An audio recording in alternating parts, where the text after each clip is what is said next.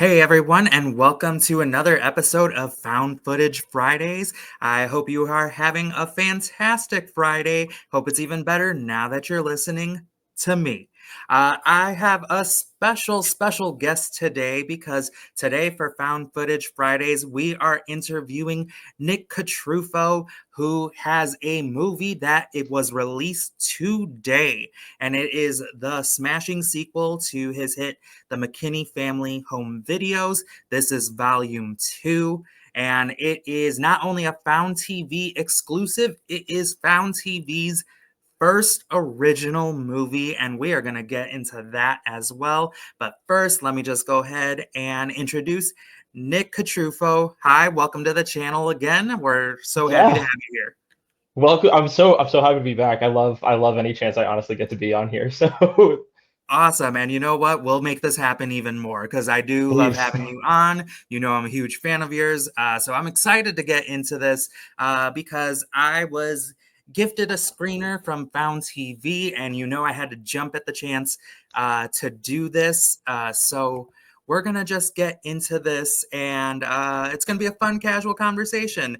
The first question I do have for you, though, is kind of a standard question for all film directors. And how did you get into the movie business? And then also, was horror always the choice of genre for you?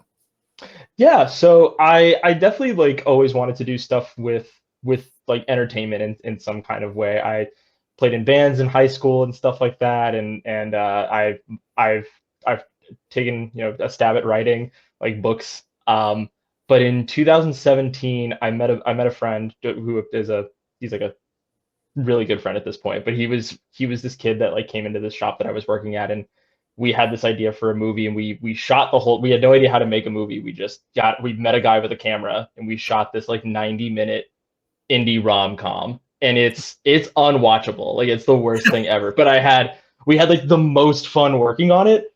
I was like, oh, I have to do this like way more often. And honestly, horror was not the first. Like, I guess like the indie rom-com was kind of like the initial jump, and then I did a short film with some friends shortly after that that was called "In the Garden We Planted Fear," and it was a silent movie horror rendition of The Fall of Man in the Garden of Eden, Oh, and it was a ton of fun. And I was like, oh wait, maybe this might actually be where I need to stay, is working and stuff like this.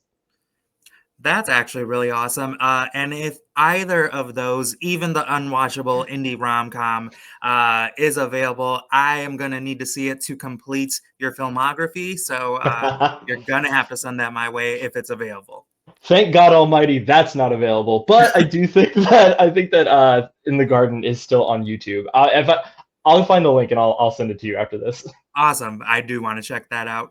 And then, so obviously, we are here to talk about the McKinney Family Home Videos, particularly Volume 2. But in order to get to Volume 2, we obviously got to talk about the first movie. And I have to ask, or if you can let us know a little bit about what the McKinney Family Home Videos is, and then also what was the inspiration behind it?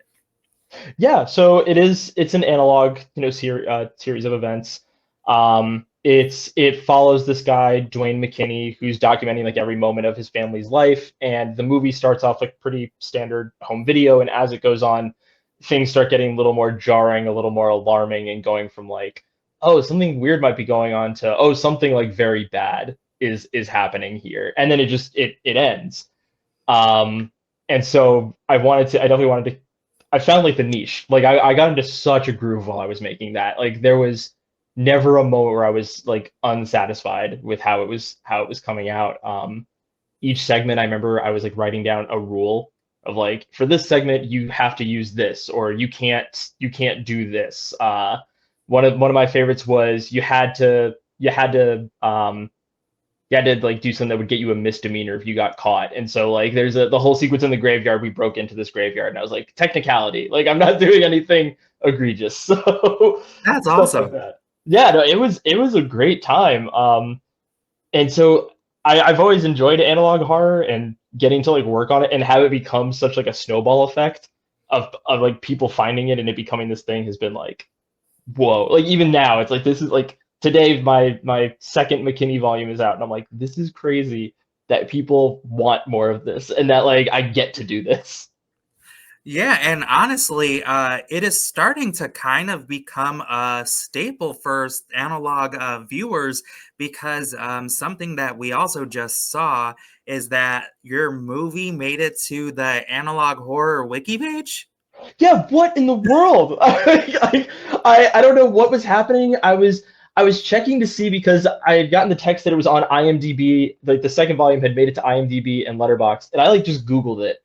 And it like the third thing that came up was the wiki, and I was like, "What do you mean the wiki? Like, is there a McKinney wiki?" And it was like, "No, it's just for all analog horror, you're in there." And I'm like, "This is crazy." There's like 10,000 analog horror series, and maybe 50 of them are on that page, and I'm one of those. Like McKinney is one of them. I'm like, "What?" And honestly, that is awesome because I do.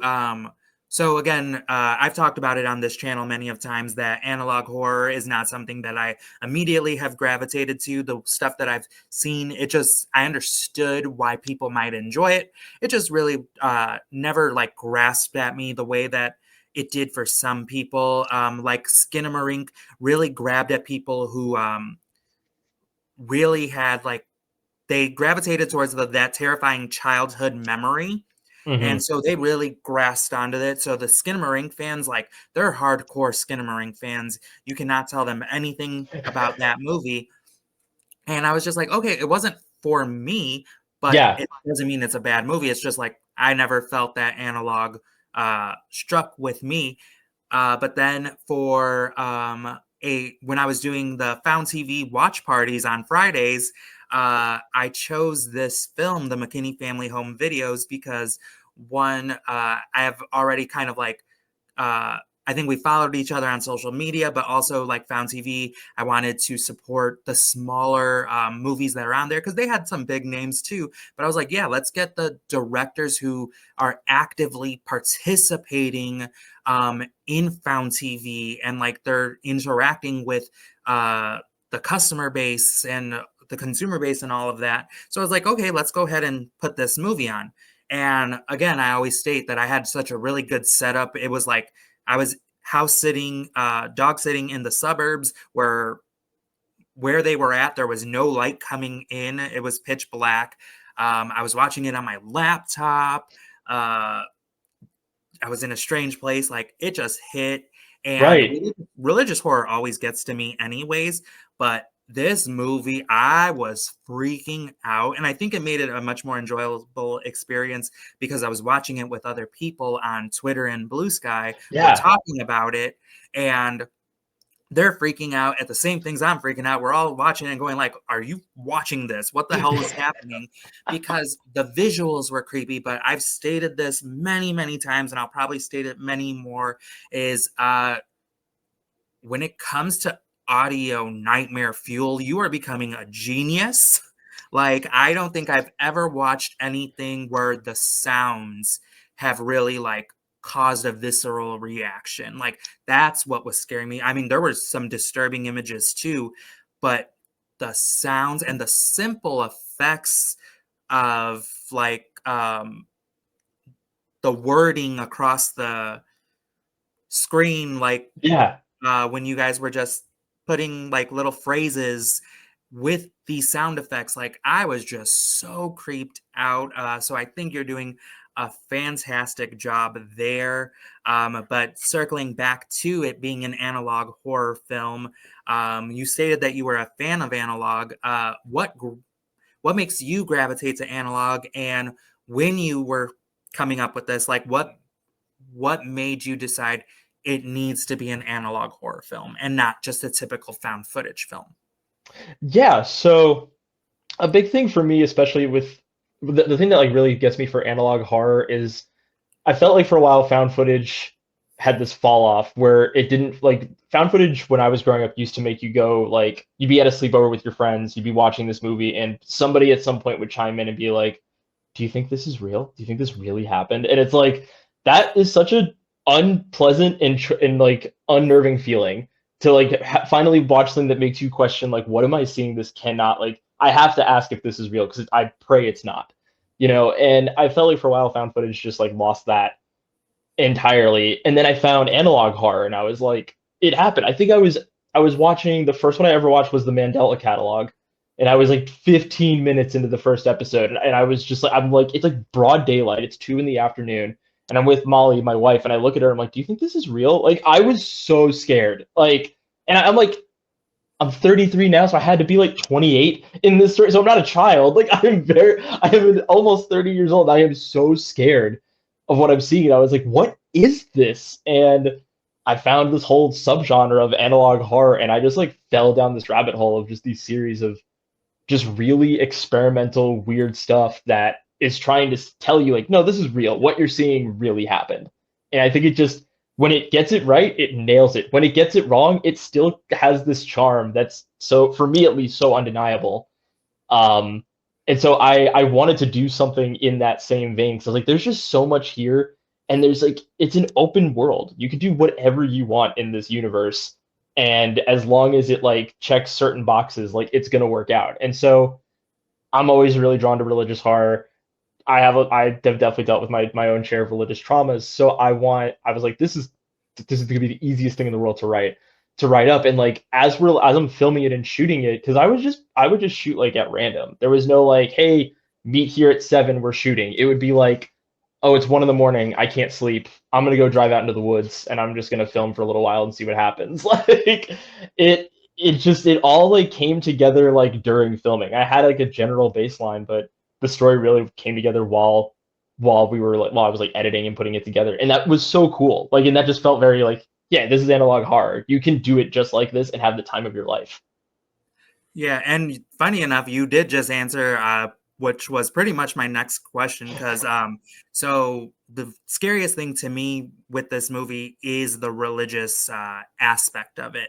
It's very creepy, and I think many people, especially like in the United States, but all over the world, religion is one of the biggest concepts in the entire world, and it has its own trauma. It has People have their own issues with it, um, and I have my own, and I think that's why, like how said, some people with the childhood trauma and nightmares and stuff gravitated towards Skinamarink. I think that's why I gravitated towards the McKinney family home videos, and the fear that I felt with this movie was because I did feel like something super sinister was happening. I felt that we were getting to this cult like vibe, and then we'll talk more about that when we discuss the volume 2. But I wanted to ask you about that, because I'm like, there has to be, like, what is the reason behind like going this dark with religion? um so yeah, you explaining like that there's that religious trauma and that it became easy to write. Uh, so if you want to just talk a little bit more about that, but also like, Yeah. what does it take to write analog horror as well? Like, is there an actual script to it? Because I feel like, of course, even found footage is different than writing a more narrative movie script, and I think analog horror goes a little bit even further, being more vibes and over concept. So Oh if you yeah. wanted to explain that a little bit. Yeah, definitely. I was listening actually to the Found Footage Fridays that came out last week about when you were describing like, I feel like if a movie's good, you shouldn't have to set the tone like it should just be good. And I do agree with that like 100%. But I also think that there's movies kind of like you had said with McKinney, of like the atmosphere is like what is like controlling the narrative of what you're seeing here. And so for writing stuff like this, like I would put myself in a very like, not I want to be like I was in a dark headspace or anything, but like I like when I would like put all the footage together, like I didn't like the base story I think that I wrote down when I first started McKinney was just like, there's a family, something bad happens, cult. Like that was like the note. That was all that I had to go off of. And so when I would come home and you know upload all of the footage, I would sit here in my office, turn off the lights, and I would put on my headphones and I would listen to um I either listen to The Caretaker, which have you ever listened to The Caretaker? I have not. I've Okay. heard of it. Yes, little side tangent. I have the records up on my wall here. I listen to this a lot. It's this 6-part album that's supposed to like it's supposed to simulate what it's like going through dementia from stage 1 to death. And so like it starts off like it's like ballroom music that's just played a little bit slower than it's supposed to, and then by the end it's just like these nightmare soundscapes. And so like I was so hooked on that I was like I would love to do something similar.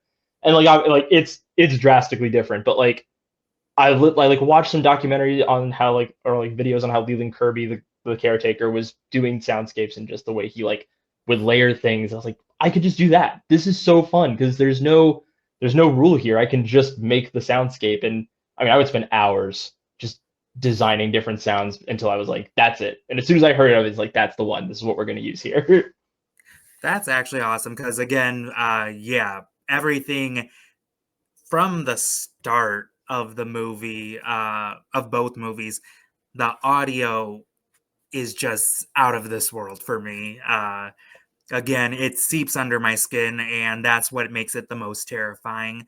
So I think you're doing a fantastic job there. Uh, the next part I really do want to get into, right before we get into volume two, is the connection between you and Found TV. This partnership, this amazing partnership for me. How did this come about? I was on Reddit. I was on r/found footage, and I think I saw an ad for it, and I submitted my cut of McKinney Volume One. Just was like it was this up and coming thing. They hadn't even launched yet. Like there was just something that was coming up, and I was like, wouldn't it be cool if it got on a streaming service? That'd be hilarious. And they emailed me and they were like, hey, we want this. And I was like, whoa, okay, that's so cool. And it blossomed from there. We had like our first meeting with like a handful of the filmmakers. I think it was like me and like 10 other people at like day one, and like getting to talk to like Monica and Louis, I was like, these are genuinely like phenomenal people. Like this feels like a very too good to be true scenario. And it hasn't been. Like I've been with them since day one and they're about to hit the year. And it's been a blast. Yeah, that's why I like they're about to hit a year, and then is McKinney about a year old too? Then I actually just checked on this because I was like, how long have I been at this? Technically, McKinney began on January 1st, 2024. So about because it went to found in December. So it had like a year life where like it was like a thing on YouTube, but it didn't like grow legs and like run until it hit found TV. okay, so yeah, you guys are both like at the start of it all. So I love this partnership that you guys are growing together, and then bringing into the next part of so this sequel, we stated in the beginning, and now we get to talk about it, is Found TV's first original film. How does that feel to you? That feels insane. And I knew that was coming. Like we had this whole thing planned out in the spring, and yet when I saw it in writing, like then I started seeing the posts, I was like, oh my god, it's literally the first one. Like this is such an insane stepping stone for both of them, for Found TV and myself. Like I'm so happy, and I could not be happier with the decision to like let Found like to work with Found on this because it's just been amazing. Yeah, it's a fantastic partnership. I think it works super hand in hand. And again, I am so happy for you and for them that this is the first Found original film. Like you can hang your banner on that, because it does seem like the right fit. Your movie to me is exactly what Found TV represents. So I'm glad that they saw that in your movie because, yeah, I don't know if I would have seen it. I don't scour YouTube the same way. Right. So, like, I'm so happy that they picked it up. And I'm happy that the sequel is the first original film for them, and then also just for them to in 1 year as a streaming service, and they're already turning out an original film. But again, so happy that it's yours. Yeah, So me now too. we can talk. Let's get into McKinney Family Home Videos Volume 2. And yeah, just talk about it. Let us know a little bit more about what this volume is about. Again, same thing of where did the inspiration, like what drew you to make more of this? And because it does go a little bit different and deeper into the McKinney family and um, the Church of the Holy Mother, which terrifying, but we'll get into that as well. So yeah, just talk to us a little bit about the sequel.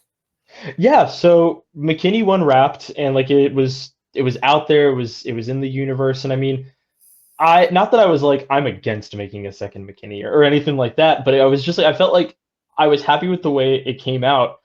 And then I started getting like a lot of messages from people that were like, "We need more of this. Like, there needs to be more." And I was like, "That's crazy." Like, I had like ideas for other parts that I just never adapted, and so I was like, "Well, here's this opportunity to keep the ball rolling." And the first thing I did was I made that like commercial at the very beginning, and just and I just threw that out there. I was like, "Hey, what does everybody think if McKinney came back?" And that was like after like 3 months of silence, like I threw that out there, and people were like, "Oh my god, it's back!" And I was like, "Okay, I guess it wouldn't be terrible to keep this going." And so I did want it to be in the same vein, but I wanted it to be different. The first movie focuses mainly on Dwayne and his immediate family, and this one is more about the family that lived in the McKinney house before they did, and the cult that and like how involved they are in the cult, like from there, and like getting to see like the cult, like almost being like an insider of the cult, like by the end of it. Like before, you're just kind of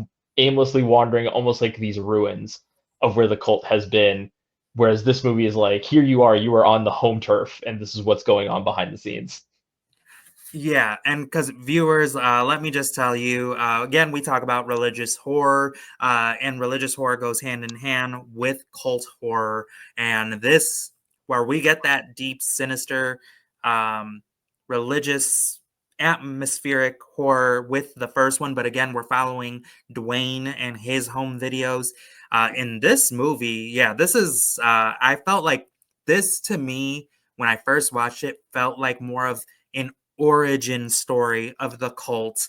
Um, and I felt super immersed, and that did give me like this little icky feeling because I'm like, I truly. Here's the thing: I think that I am a good person, but I also think I'm very impressionable. So I'm like, do not get me wrapped into a cult. Do not get me wrapped up into a cult, Nick. You better not get me into a cult because the whole time I'm watching it, I'm just like, this is a cult movie. Like this I'm getting so, especially just from the start of the movie, that commercial. I said it reminded me of those like '90s infomercials, 2 a.m., Yes. where they are the Holy Baptist Church and all those infomercials, and that creeped me out. It was so different than from the first movie. It was that darkness that was so scary. It was sinister. This was like the unnerving sinisterness of religion from the happier side. Like we saw Right, the right. dark side in the first one. This is the how people get sucked into a cult. And oh my god, that the from the first scene, I was so disturbed, but I was so locked in. I was like, I'm ready for this. So again, you do such a good job at setting the scene, and you continue throughout the entire movie. Like I'm just so in awe of your craftsmanship. That's crazy. Thank you, man. Every time we talk, man, I'm like, Mike always knows how to gas me up. I can never give up on being a filmmaker. I would be letting Mike down. Honestly, yeah. If you imposter syndrome, if you ever start to feel it, just send me a message and I will make sure you get back on track because I need more stuff from you. God But bless you. yeah, speaking of that too, because we sort of touched on it, for McKinney, is if you can tell us, is this it, or do you see more for the McKinney family and or the Church of the Holy Mother? While I cannot say exactly what we're doing here, I will say that more than likely there's probably going to be some more stuff coming up in 2026 for the McKinney family. We love to hear that. We definitely love to hear that because yeah, I I said it in our last week's found footage episode. You could give me as many family home videos, tapes, volumes as you want, and I'll be suckered in for every single one of them. I'm such a huge fan. And the other part, if again, only if you're able to, are there, oh, are there any other projects that you are working on that you can tell us about? I know we also had you on here like a month or so ago for Final Transmissions. If you want to tell us a little bit about that too, and then any other project, if you're working on anything that you can let us know about. So yeah, I'm working on Final Transmissions. We're heading up to Boston next weekend. We're gonna shoot some B-roll while we're up there, and then like the main shooting is gonna be done, I think, end of September, early October. And then I should have that done like in its entirety by like November at the latest. But I'm really excited about that. Steve and Erica have been like spectacular people to work with. Like getting called up by them was so cool. And I don't know, have you? I think we talked about it. You saw Old Wounds, right? Yes, I saw Yeah, Old Wounds. I am a huge fan of it. I cannot wait till that finds a home and more people can watch that because I saw it at Panic Film Fest, the virtual film fest, yeah. and I thought it was phenomenal. So when I saw all the names attached to Final Transmissions, I had to jump on the Indiegogo campaign, and I am a part of it because I was like, I cannot. And of course, I had to be part of your segments, so I definitely had to donate there. So super excited about that.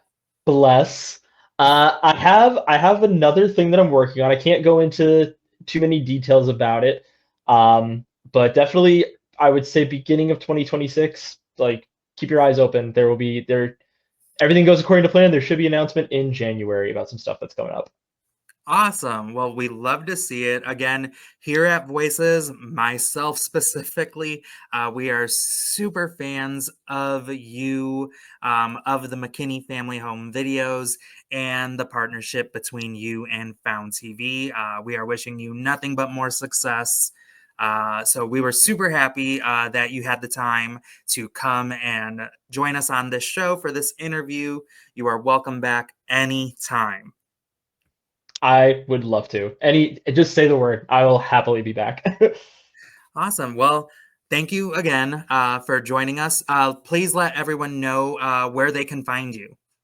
Yeah, I'm just Nick Cotrufo on Instagram. That's really the main way to get a hold of me. I'm 33. I'm old, so I don't really I don't have Twitter or Facebook or any like none of it's active really. You could find McKinney Family on volume 1 and 2 now are on Letterboxd. So go ahead and check it out there. Give us a rating and keep an eye on Found TV because there will definitely be more stuff for me coming to Found TV very soon. Awesome. Again, thank you for coming on. And viewers, thank you for watching us for this special interview episode of Found Footage Fridays. We hope you have a great one. And until next time.